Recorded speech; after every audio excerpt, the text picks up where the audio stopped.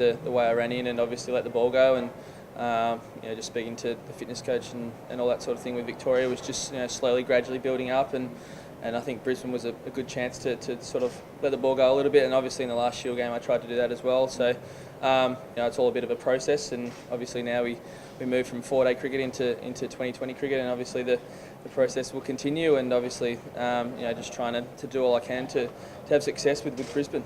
You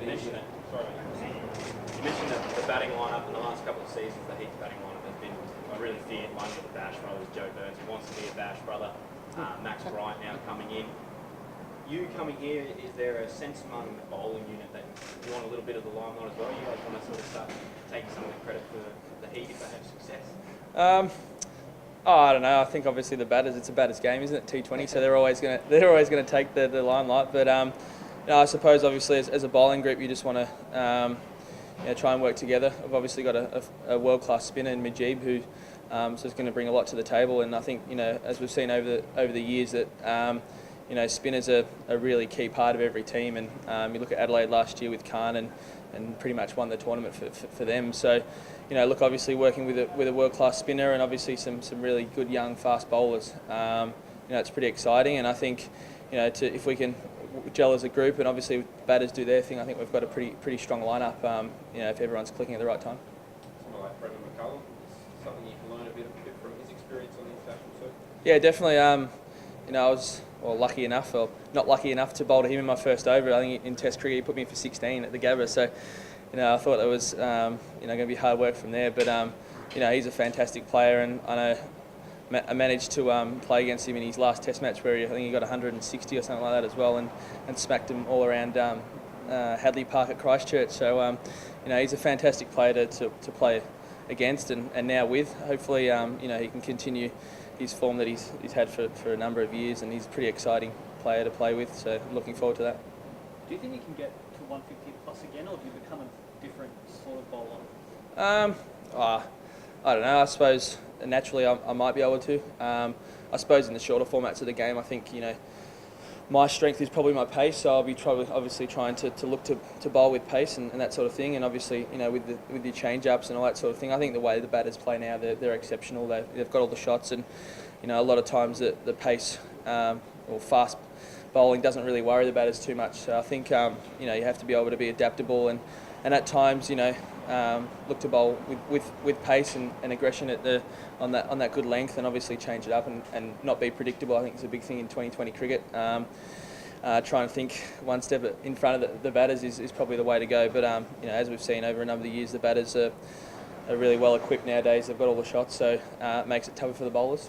The World Cup's obviously just around the corner. You said Test cricket getting back to playing for Australia is not something you think about right now, but is that a goal? There's obviously been a bit of upset in the short format in terms of the Australian international side. Is that a goal for you, the World Cup?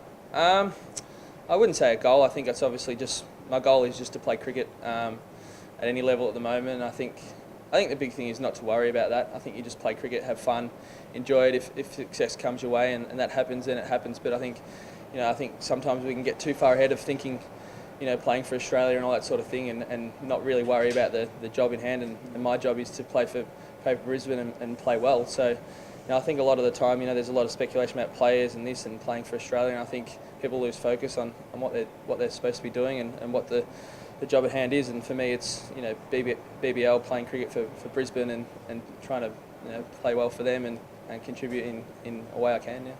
Just on that, you're going down to Metricon today for your first proper look at the ground and a practice game. It's going to add, I guess when new venues come online, it adds something, does it? But it also makes it a bit of a challenge for the players, just that they get used to the conditions that maybe you're not that familiar with. Yeah, a little bit. Obviously, it'll be a different wicket. It's a drop-in.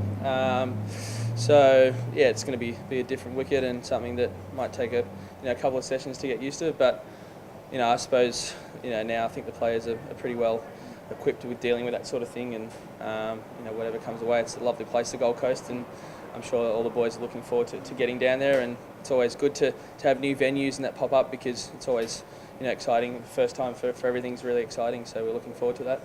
Where do you stand on the hills and flats debate? There's a lot of conjecture over the names. It's up here. I think it's widely hills and flats, but it's very different around the country. What's your take? Yeah, I think it's roofs and flats.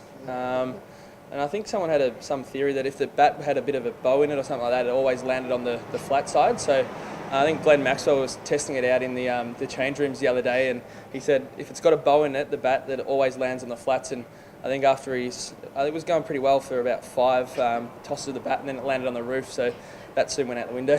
So the bows that go replaces tails in the Yeah, that's it. I think bows the go. Yeah. I love it. You're probability experts now. That's great. The cage, the batting cage with Gower. Have you seen it and you decided to get in there and test it out? Actually, yeah, they were putting it up when we had the Shield game here, so it was sort of like, oh, I wonder what's going on there. And then I seen Cutsy smashing some big balls in there, so some of the lads was saying, you know, to get a good way to get out of Sheffield Shield mode, to just go in there and just tee off. So I might have to get in there and you know, stop leaving the ball in Sheffield Shield and start hitting some big bombs. So yeah, it looks pretty cool. And one last one, Premier Cricket this Saturday, so you're expected to line up against Brennans and Liddy. Are you excited to get out there and play Premier Cricket locally in Brisbane? Yeah, look, I am. I don't know what team I'm playing for yet, but you might be able to tell me. But yeah, look, you know, I'm looking forward to that. Obviously, my club team back home, Dandenong, I love playing club cricket. I've played a lot of it over the last few years, and it's always great to get back there and play. And you know, it should be good coming up against those blokes. It's always fun playing against Renners. We'll see. Thanks, Mark. I think